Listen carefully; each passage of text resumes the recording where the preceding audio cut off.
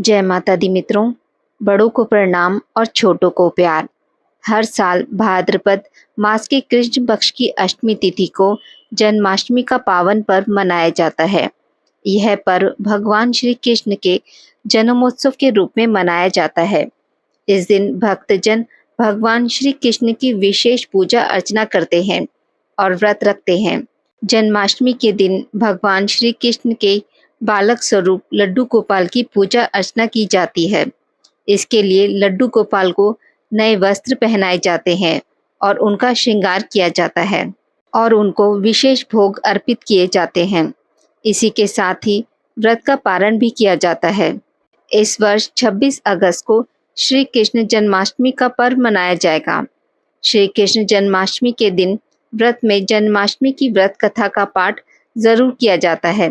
इस व्रत कथा का बहुत महत्व माना जाता है। व्रत कथा का पाठ किए बिना जन्माष्टमी का व्रत अधूरा माना जाता है।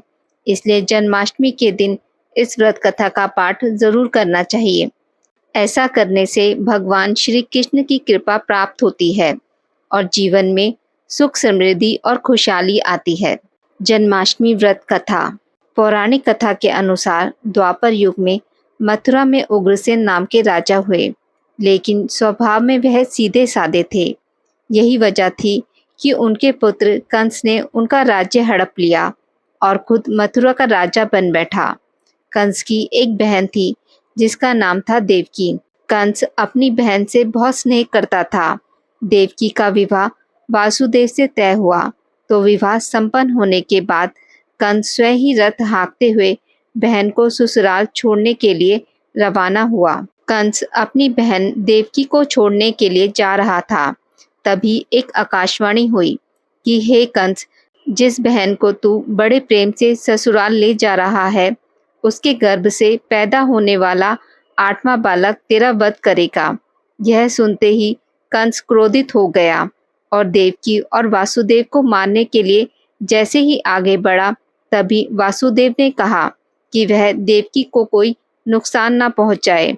वह स्वयं ही देवकी की 8वीं संतान कंस को सौंप देगा। उसके बाद कंस ने वासुदेव और देवकी को कारागार में बंद कर दिया। उसके साथ ही आसपास कड़ा पहरा लगा दिया। कंस अपनी मौत के डर से अपनी बहन की 7 संतानों को मार चुका था।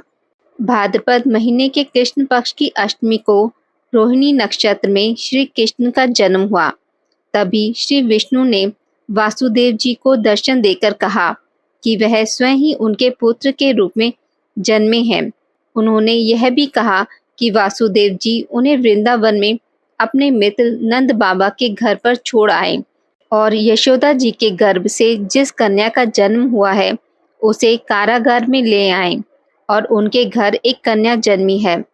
उसे कारागार में ले आए और उनके घर एक कन्या जन्मी है।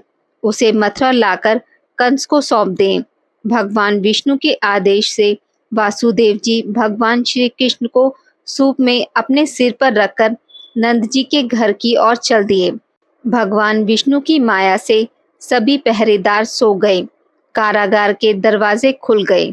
वासुदेव जी भगवान श्री कृष्ण को लेकर नंद जी के यहाँ सकुशल पहुंच गए और वहां से उनकी नवजात कन्या को लेकर वापस आ गए।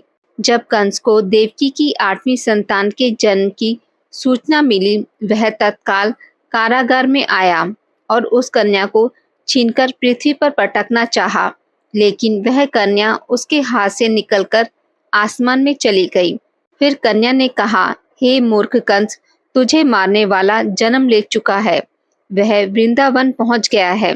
वह कन्या कोई और नहीं, स्वयं योग माया थी। आज की इस वीडियो में बस इतना ही।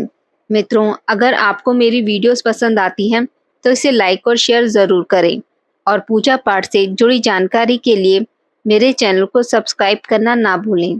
धन्यवाद।